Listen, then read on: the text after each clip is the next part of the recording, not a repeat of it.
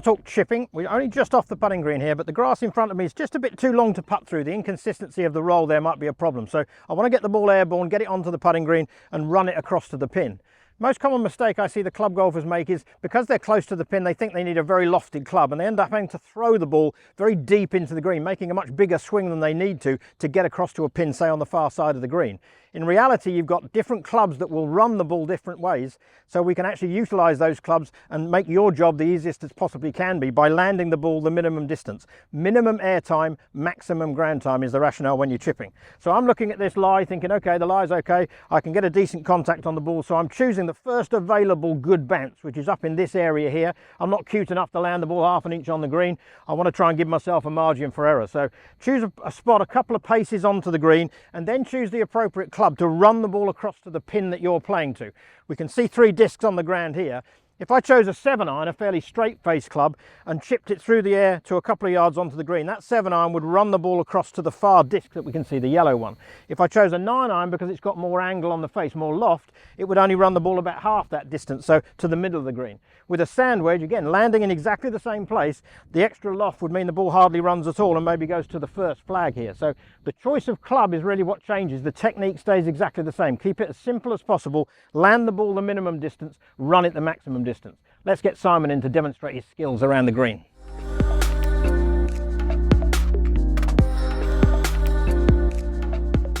So Simon, you've chosen the 7-iron, so we're going to play a little chip in the way that I described, trying to land the ball on the first part of the green and run it across to the far side. You've got your guide Rory with you. Presumably, because your vision is now down to like 3%, you can't really see when that club's behind the ball, so Rory has to help you, is that right?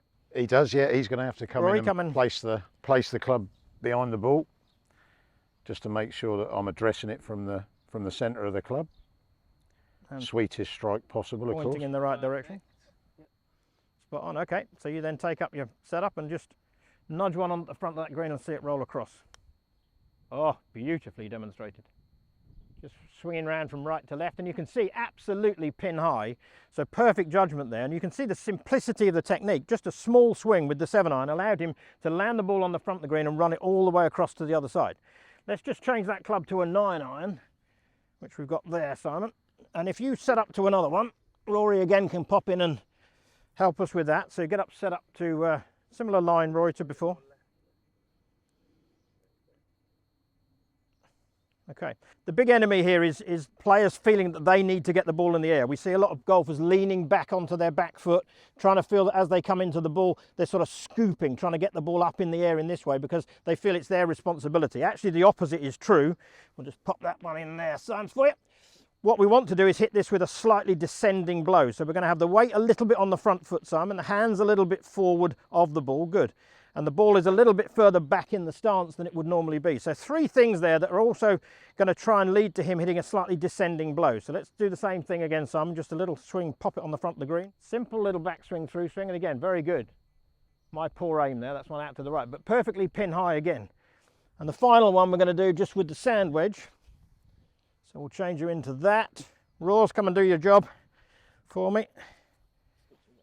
So a little bit more left this one, Simon. Point round to the left, good. Yeah, got it. There we go.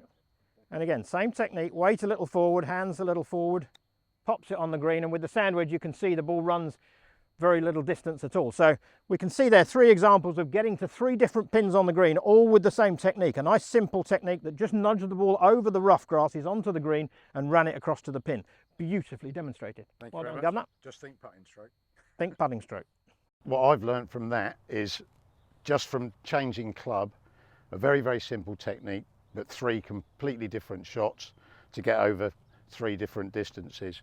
Just a putting stroke is all that is. I even grip it the same as I would grip my putter, and then once in stance, just a rock of the shoulders. Everything else is staying still. So thoroughly recommend. And don't forget, you've got 14 clubs in your bag. You should. I'm going to practice this. I'm going to have a go at that putting stroke with every single one and see what the different results are.